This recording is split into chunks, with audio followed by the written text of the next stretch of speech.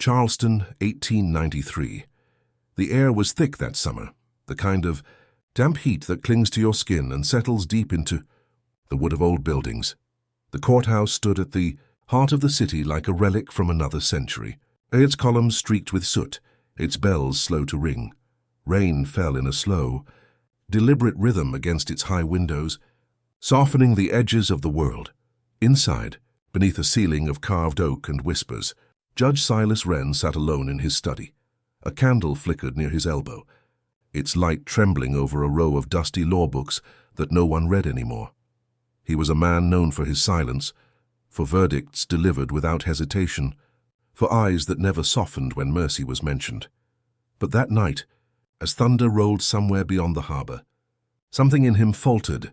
He dipped his quill into a pot of dark ink, the feather trembling slightly between his fingers. He began to write. No one would ever know exactly what he wrote, only that the letter he sealed that night carried no name, no address, and yet felt heavier than paper should. He pressed his seal into the wax, a perfect red circle, cooling fast in the lamplight, and stared at it for a long time. The wax seemed to pulse like a wound. Then, slowly, he whispered something into the dark. Servants outside the door later said it sounded like a prayer or a confession. The courthouse clock struck 11. In the hall, footsteps echoed, the last clerk leaving for the night. But the judge stayed behind. He had grown fond of the silence. It was safer than truth, and kinder than memory. The candle burned lower. The room began to tilt with shadows, and for the first time in years, Silas Wren allowed himself to tremble. He thought of the widow, Eleanor Vale, the woman whose husband's estate had vanished through a clerical error only months before. He thought of her voice, soft but unbending, asking him in that quiet courtroom if justice could still recognize her name.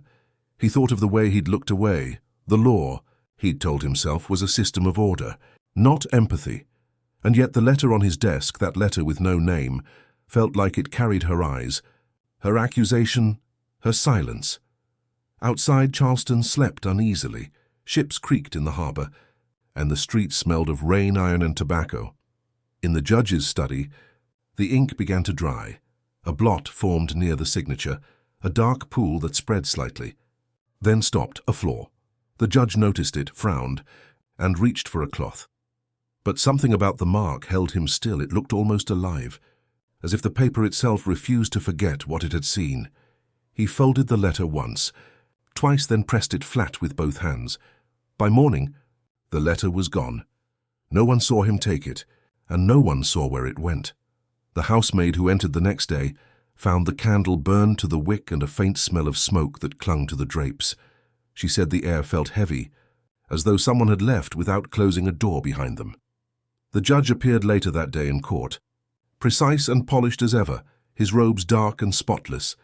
Yet when he spoke, his voice cracked once, a tiny fracture that the clerk later recalled as like glass under weight. That week, the newspapers buzzed with scandal, a contested will, a woman cheated of her home, a verdict that favored the wealthy. The judge's name appeared in fine print, a symbol of the city's order, its moral authority. But in the taverns by the docks, the talk was different. Men whispered that the judge had gone pale, that he now walked the corridors of the courthouse at night, murmuring to himself. "Conscience is a curious thing," one clerk wrote in his private journal. "It stains the man who hides it." Months passed. The summer turned brittle, and the humidity lifted. The courthouse windows fogged less each morning. The judge, however, seemed to grow colder. He avoided the study after dusk. He ordered the servants never to move his desk. The drawers, he warned, were private. He had them locked, and the keys kept close to his chest. But one night, in late autumn, he returned to that room. Perhaps it was guilt, or perhaps it was something subtler, a longing to confirm that what he'd buried was truly gone. The housekeeper heard the door creak open, then silence. She said she saw the candles glow beneath the crack for hours, unmoving. When she finally entered the next morning, the judge was gone. His chair slightly turned toward the window. On the desk, only a faint mark remained, a dark circle where the wax had once dripped. That winter, the judge commissioned his portrait. He sat for it in the same room, facing the same window. The artist later confessed that the man never smiled, not once, not even politely. His expression was fixed as though he'd already seen his own verdict.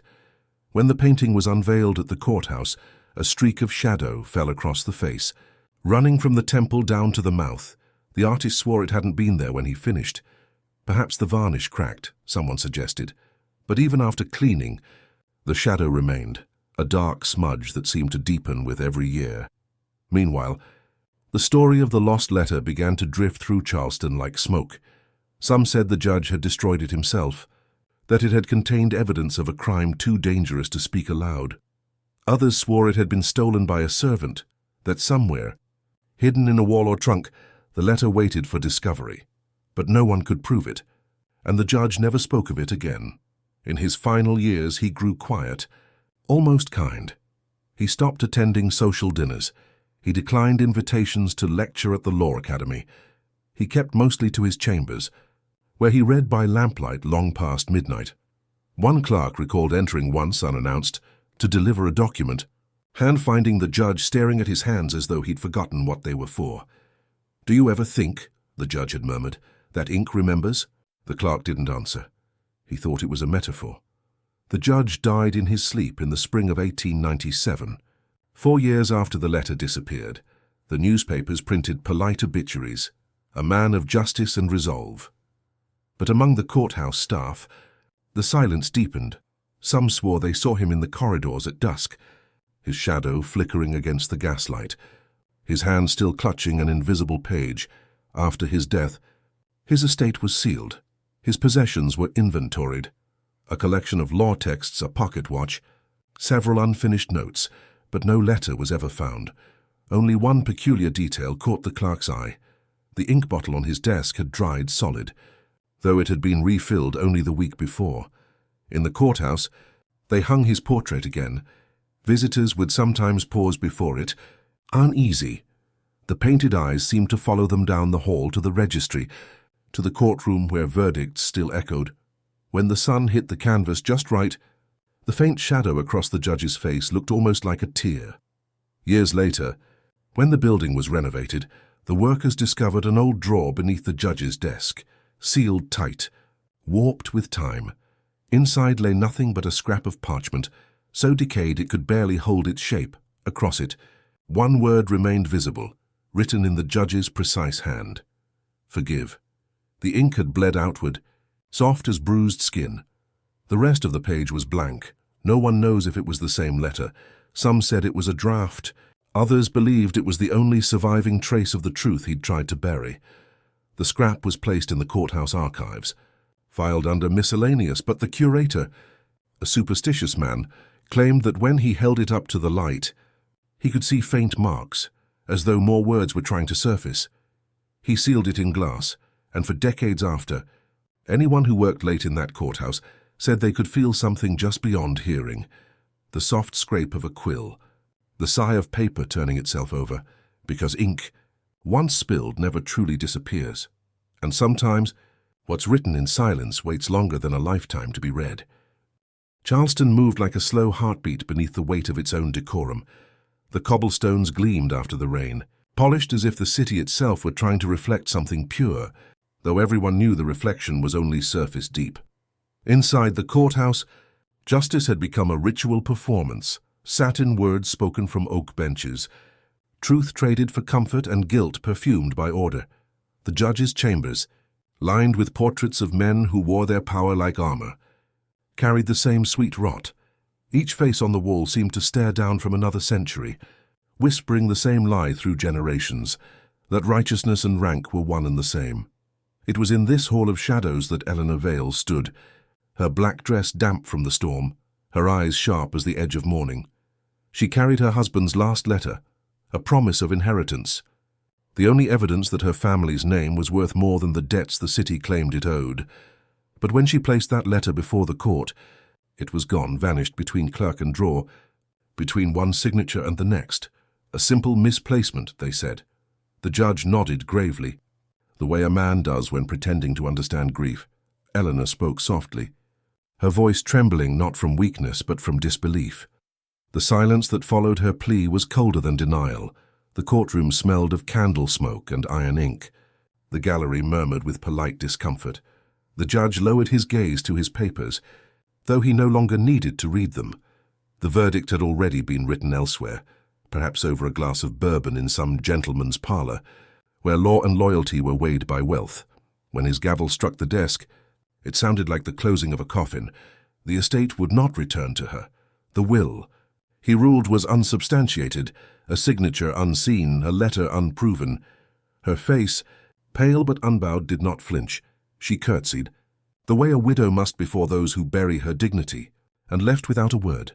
Behind her, the clerk hesitated before recording the ruling, his hand trembling. He would later say he felt the weight of the ink, thick, reluctant, almost human. That night, behind the courthouse's velvet drapes, the whispers began. 2 clerks stayed late to file the papers. One swore he saw the judge open his drawer, stare inside, then close it again with an expression he did not recognize. Not guilt exactly, not fear either. Something quieter, an ache that had not yet learned its name. But in Charleston, silence was the most valuable currency. Clerks learned not to ask questions. They learned to burn drafts before dawn. The judge's verdict made him a hero among the wealthy families whose hands paid for the city's order. They sent him port and congratulations. The mayor toasted him by name. His portrait was mentioned for the courthouse hall, and yet, when he returned home, the judge could not escape the sound of his own house settling, timbers creaking like footsteps behind him, drawers expanding in the heat, the faint hum of flies in the walls. The servant said he began to speak to himself. He would stand by the window, staring into the dark garden, and mutter about a letter, not the verdict, the letter, as if it had not been lost, but hidden, as if it still existed somewhere, watching him. Weeks passed. The heat grew unbearable. The ink in his chambers thickened from humidity, leaving brown stains on the papers he signed. Once, late at night, a servant passing by his study door heard the sound of tearing, papers ripped apart, drawers pulled open, the scrape of metal keys. The judge's voice rose, hoarse. "Broken. It's bleeding," he whispered. "The page, it's bleeding." They found him hours later asleep at his desk, surrounded by torn documents. No one asked what he had been looking for. By morning, the drawers were locked again. Eleanor Vale vanished from society soon after. Her home at the edge of the city fell quiet, curtains drawn, gates rusted shut. But on moonless nights, people swore they saw light moving behind her upstairs window, a single candle burning, then snuffed out as soon as it was noticed. The neighbors said she had gone mad, or maybe just tired of waiting for fairness to find her. Either way, Charleston forgot her, the way it forgets anything that cannot pay its way into memory. The judge, however, could not forget. He grew thinner. His hair turned silver faster than time should allow. When he spoke from the bench, his voice faltered. His words seemed to echo too long. The courthouse staff began to avoid his eyes. Something in them looked fractured, like glass just before it shatters. There was talk of retirement. He dismissed it. He claimed the city still needed order, though everyone could see that order was exactly what was killing him. And then, one humid night, thunder rolled in from the coast. Lightning flashed through the courthouse windows, lighting the empty chamber in a brief, ghostly glow. A guard passing by swore he saw movement inside. The judge alone, rifling through his drawers, papers scattered like feathers on the floor. By the time the guard entered, the room was empty. Only the desk remained, the air thick with the smell of rain and ink. Weeks later, when repairs were done after a leak in the roof, the maintenance men discovered something strange. Beneath the desk, under the varnish itself, lay the faint outline of that same brown mark. They sanded, scrubbed, even replaced the wood. The stain came back, always the same shape, always the same place. Charleston moved on. New verdicts were written. New portraits hung. The judge continued to serve, his name still polished in the papers, though the whispers never died. Some said his hands shook when he held the gavel. Others said he had begun carrying something in his coat pocket, a folded scrap of parchment that he would take out, unfold, stare at and refold again, never letting anyone see what was written there. Eleanor Vale's house eventually collapsed after a storm. They said it happened quietly, without sound, as though it had simply given up. When the city cleared the ruins, they found nothing but shards of glass and an old candlestick, but the neighbors still spoke of the candlelight they'd seen long after the widow was gone. The courthouse stands to this day, though few walk its corridors at night. The staff still whisper about the stain beneath the judge's desk. Some say it was caused by rust. Others claim that when the humidity rises, it turns wet again, as though something beneath the wood still bleeds, and maybe it does. Maybe guilt never really dries. Because in Charleston, truth has always had a strange way of surviving silence. It fades, then returns. It hides, then seeps through. And when it does, it leaves marks that even time can't clean. The judge still served another year after the widow's verdict. But no one remembers those cases. Only the stain. Only the story of a letter that vanished. Only the memory of a man who tried to wash his hands of guilt and found that ink doesn't wash out so easily. Some nights, when the air is still and the lamps flicker, the courthouse floorboards creak like a whisper beneath the weight of an old secret. And if you stand long enough in the judge's chambers, you might swear you hear it too. The faint scratch of a quill, the breath of someone searching, again and again, for something he knows he'll never find. Because guilt, once written, never fades. It only waits for someone brave enough to read it aloud. The summer heat in Charleston never really left the buildings that remembered him. It clung to the wood, to the paper, to the faint smell of tobacco that had once lived in the judge's study. By the time the renovation crew arrived, nearly 30 years had passed since Judge Silas Wren had been lowered into the ground with all his honors intact. The courthouse, cracked by storms and years of humid neglect, was due for repair. Workers pulled up floorboards swollen with moisture, replaced the rotting drapery, and scraped away the last of the candle soot that marked where the judge's hand once rested. They joked about ghosts, about old verdicts still echoing in the halls. But when they found the drawer, no one spoke for a long while. It was a carpenter named Ellis who found it first. He had been removing a wooden panel behind the judge's desk, an old, warped section that didn't sit quite flush. When his hammer hit the board, it rang hollow. He pried it loose and found a shallow space behind it, a secret cavity sealed with resin.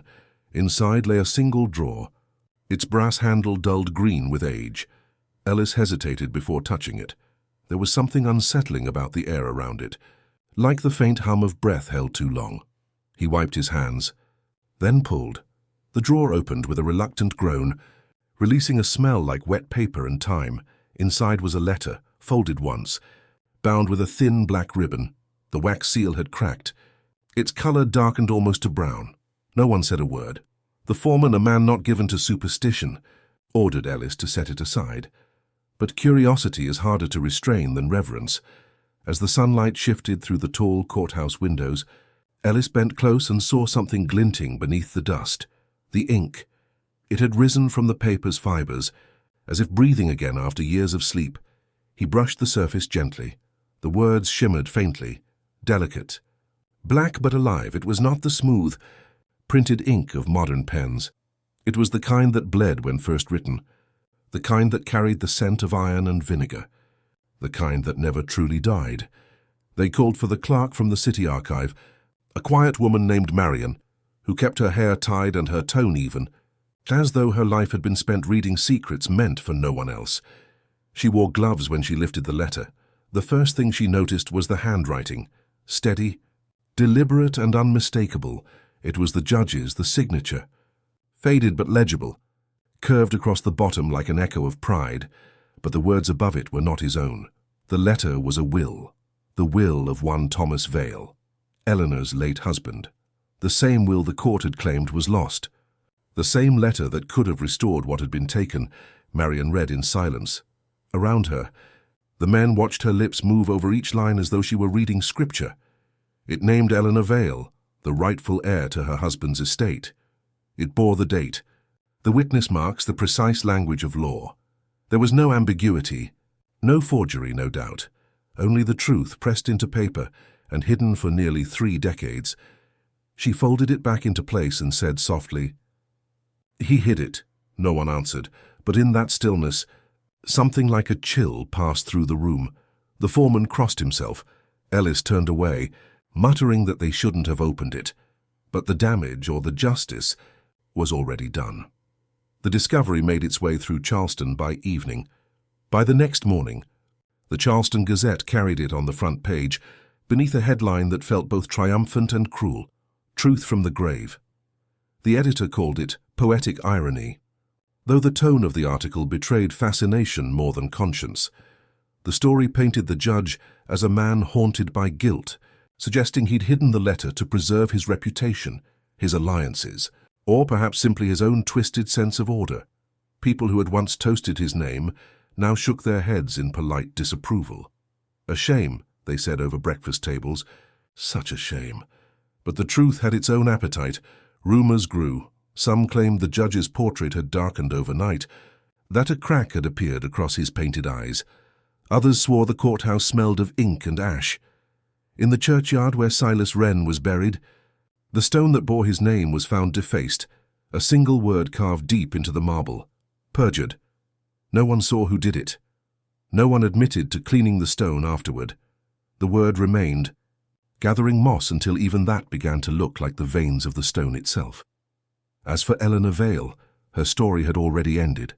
She had died in 1908, a widow twice over without kin or fortune. Her house had collapsed under ivy and time, its walls now nothing more than a skeleton of brick. Yet when news of the letter spread, people began to visit the ruins. They left small tokens, pressed flowers, notes, a silver locket once found in the grass nearby. Perhaps they wanted to give her the apology. History had denied her. Perhaps they simply wanted to touch something pure in a city built on silence. Marion, the archivist, kept the letter in her office for several nights before transferring it to the records room. She said the paper made a faint sound when she handled it, like breathing. Once she held it up to the lamp and noticed the ink still glistened slightly, as if the humidity of Charleston's summer had reawakened whatever lingered within it. She logged it under recovered judicial artifacts, 1926, and placed it in a drawer lined with linen. Yet she couldn't shake the feeling that the paper was still warm. The following week, a junior clerk, moved by the discovery, added a note in pencil to the bottom of the courthouse's master record. It read, "Ink may dry, but conscience never does." No one erased it. In fact, those who saw it simply nodded, as if they had always known that some stains were meant to stay. Over the months that followed, the story became part of Charleston's folklore. Tourists whispered about the haunted courthouse, the cursed judge, the letter that refused to die. Schoolchildren dared each other to press their hands to the old bench, where the ink stain beneath the wood still showed through faintly. And on humid nights, when the air grew thick and the gas lamps flickered, janitors swore the stain turned darker again, fresh, as if written moments ago. But for those who had lived through the scandal, there was no thrill in it. For them, it was a quiet reckoning. It forced the city to look back on the things it had buried in the name of propriety. It reminded them that justice could be delayed not only by corruption, but by comfort, by the soft unspoken agreements of men who would rather preserve reputation than truth. And yet, there was something strangely tender in how the story settled over time. The judge became a ghost of caution, not vengeance. His portrait, though removed from the main hall, was stored in the archives rather than destroyed. Someone, perhaps Marion herself, had left a small note on the back of the frame. He tried to forget, it read, but the ink remembered. In that way, Charleston learned to live with its guilt, not erase it. The courthouse continued its work. New judges sat behind new desks. The ink stains remained. They became part of the architecture, like veins beneath skin, silent reminders that paper holds more than words, that some truths do not fade, even when the hands that wrote them are long gone. Years later, when another renovation began, workers opened the archives again. The air inside was dry, the light dim. The drawer where the letter had been kept was empty. No sign of forced entry, only a faint outline where the paper had rested. The linen slightly discolored. The file number still existed, but the artifact itself had vanished. Marion had died the previous year. Her successor noted the loss in the log, but added nothing more. Perhaps the letter had been taken. Perhaps it had simply turned to dust or perhaps as one night guard swore, it had simply disappeared the way all secrets do, once they've told their story. The courthouse stands still, its walls heavy with humidity, its corridors echoing with the soft shuffle of history's feet. The mark beneath the desk remains. The judge's name, weathered but legible, lies under the shade of a magnolia tree. Visitors pass by without notice, but if you stand there long enough, the wind through the leaves almost sounds like the turning of a page, and in that faint rustle, you can almost hear it, an old voice whispering through the paper, through the wood, through time itself. Ink may dry, but conscience never does. By 1921, the courthouse no longer smelled of ink and pride. Its walls had absorbed too many verdicts, too many names spoken in trembling voices. The building had changed hands, its new keepers younger, pragmatic, indifferent to ghosts. The marble floors had been polished until the past looked faint in their reflection. The portrait of Judge Silas Wren, once hanging above the main staircase, was removed during restoration. The varnish had darkened, cracking like the skin of a fruit left too long in the sun. When the conservators lifted the frame, they found something no record could explain. A second layer of paint beneath the first. An unfinished figure of a woman. Eyes closed, face serene. The brushstrokes were delicate, tender even, as though whoever painted her had tried to hide her rather than erase her. No one knew who she was. No one asked. The restoration stopped there. Some truths are better left half seen. In Charleston, time didn't pass. It collected. Dust on ledgers, moss on names, whispers in court corridors that never quite died out. Locals still spoke of the judge who hid a letter, the man who gave silence a verdict. They called it the story of the bleeding ink. Children dared each other to sneak into the old courthouse on humid nights, to stand in the study where the letter was found. They swore the air smelled of wet paper and rain. Some claimed they heard the faint scratch of a quill, steady and patient, as though someone were still writing what history had missed. The city had grown since the judge's day. The port thrived again, the carriages replaced by cars, and a university had been built near the courthouse. But the students there, eager to chase reason and progress, couldn't ignore the old stories. They lingered like fog after rain. A professor once tried to prove the legend false. He spent nights alone in the courthouse archives, cataloging files by candlelight for a paper he would never finish. He told colleagues later that he heard it too, the sound of writing. Slow, relentless. He said it didn't come from the desk, but from the walls. From somewhere beneath the paint. Justice, it seemed, had a long memory. The story of Judge Wren became less a tale of scandal and more a warning, a parable whispered to every young clerk who dared to sign their name in ink. They said his ghost didn't haunt the courthouse, not really. What haunted it was the act itself, the hiding, the silence, the quiet choice of comfort over truth. Every clerk knew the weight of that choice when the pen touched the paper. A signature could outlive the hand that made it. The archives told the rest of the story. Years after the letter's rediscovery, a clerk named Marion, the same one who had found it, requested to amend the town's legal ledgers. It took months of appeals, 2 hearings, and a quiet vote among the new council. But when the record was finally updated, it was done in pencil, not ink. Under the property register for the year 1893, one line appeared: Eleanor Vale, estate rightfully returned. No flourish, no seal, just the truth written simply, softly, almost as if to avoid waking the ghosts that had kept it hidden. By then, Eleanor had been gone for over a decade. There was no one left to receive the apology, no hand left to hold the proof. But in Charleston, such corrections mattered. The living amended what the dead could not, and when the clerk closed the ledger, she noticed her fingertips had smudged the graphite slightly. It looked for a moment like ash.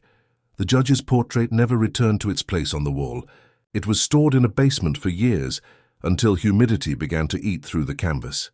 When another conservator examined it, they found that the shadow across his face, the one that had puzzled painters and historians alike, had spread. It now covered nearly half of his features, as though time itself had continued the painting's work. The conservator noted it in her report, but refused to restore it. "Let it be," she wrote. "Third's truer this way. Outside the church bells still rang at noon, but people said their echo sounded different when it reached the courthouse, softer, hollow. The ground there was said to sink a little after every storm, as if the soil beneath had begun to tire of its secrets. Those who worked late in the building learned not to linger near the judge's old chambers. They said the light there flickered unpredictably, and that sometimes on especially still nights, the air grew colder, carrying the faint smell of ink and smoke. Charleston's newspapers stopped printing the story after the 1920s.